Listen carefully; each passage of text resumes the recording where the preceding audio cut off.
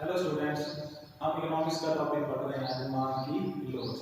मांग की लोच समझने से पहले आप समझ लेते हैं कि मांग का सिद्धांत क्या होता है। मांग का सिद्धांत, अगर किसी वस्तु की कीमत अन्य बातें समान रहने पर बढ़ जाती है तो उस वस्तु की मांग कम हो जाती है, और अगर किसी वस्तु की कीमत कम हो जाती है तो अन्य बातें समान रहने पर उस वस्तु की मांग बढ़ जाती है। तो कहने का मतलब क्या है कि जो मांग का सिद्धांत है, वस्तु की कीमत में परिवर्तन होने से वस्तु की मांग में जो परिवर्तन होता है सिर्फ उसकी दिशा को मापता है। लेकिन मांग की लोच, देखिए मांग को प्रभावित करने वाले बहुत सारे तत्व होते हैं और उनमें से किसी एक तत्व में अगर चेंजिंग आती है तो वस्तु की मांग में भी चेंजिंग आ जाती है, जिसको मांग की लोच द्वारा मापा जाता है।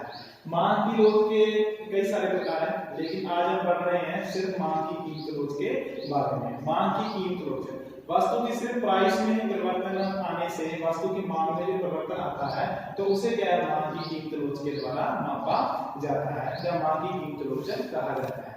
मांग की कीमत लोच को हम ईडी लिखते हैं और इसका फॉर्मूला है minus percentage change in demand और परसेंटेज चेंज इन प्राइस। देखिए माइनस का साइन शो कर रहा है कि वस्तु की कीमत और वस्तु की डिमांड में नेगेटिव रिलेशनशिप है, और इस नेगेटिव रिलेशनशिप को शो करने के लिए माइनस का साइन लगाया गया है। देखिए मांग की कीमत लोच को मापने के लिए कई सारे मेथड हैं, लेकिन आज हम सिर्फ कर रहे हैं टोटल एक्सपेंडिचर मेथड, कुल व्यय विधि।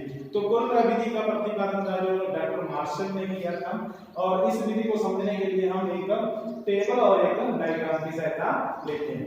देखिए सबसे पहले टेबल में सिचुएशन ए दी हुई है, जिसमें वस्तु की जो प्राइस थी पहले 2 थी, 2 से कम होकर वस्तु की प्राइस 1 हो रही है, और 2 प्राइस पर क्या था कि जो टोटल एक्सपेंडिचर था वो 8 था, लेकिन वस्तु की कीमत कम होने से टोटल एक्सपेंडिचर में किसी प्रकार की कोई चेंजिंग नहीं आ रही है। तो हम कह सकते हैं कि यहाँ पर जो है इलास्टिसिटी ऑफ डिमांड क्या है, ईडी इक्वल 1 है, इकाई के बराबर है, क्योंकि वस्तु की कीमत कम होने पर भी क्या है, वस्तु का जो टोटल एक्सपेंडिचर है, टोटल खर्च है, उसमें किसी प्रकार की कोई चेंजिंग नहीं आ रही है। अब देखिए सिचुएशन बी में क्या हो रहा है, वस्तु की जो प्राइस थी वो 2 थी, 2 से कम होकर 1 होगी, लेकिन जो वस्तु का कुल व्यय था वो 8 था, 8 से बढ़कर 10 हो गया। तो कहने का मतलब क्या है कि वस्तु की कीमत कम होने से जो वस्तु का कुल खर्च है वो बढ़ रहा है, तो जिसके कारण क्या हो रहा है कि जो हमारी मांग की लोच है वो क्या है, ग्रेटर देन 1 है, 1 से ज्यादा है। अब सिचुएशन सी में क्या है, वस्तु की प्राइस 2 से कम होकर 1 हो रही है, जबकि क्या है जो वस्तु का कुल व्यय था वह क्या है 8 से कम होकर 6 हो रहा है। तो कहने का मतलब क्या है कि वस्तु की प्राइस कम होने से वस्तु का जो कुल व्यय है, टोटल एक्सपेंडिचर है, वो बढ़ने की बजाय कम हो रहा है, जिसे हम कह सकते हैं कि मांग की लोच यहाँ पर क्या है, इकाई से कम है। देखिए टेबल समझने के बाद अब हम इस सिद्धांत को या इस मेथड को क्या एक डायग्राम की हेल्प से भी समझ सकते हैं। देखिए इस डायग्राम में क्या है, OX अक्ष पर TE जबकि टोटल एक्सपेंडिचर शो किया गया है, जबकि OY अक्ष पर वस्तु की कीमत को शो किया गया है।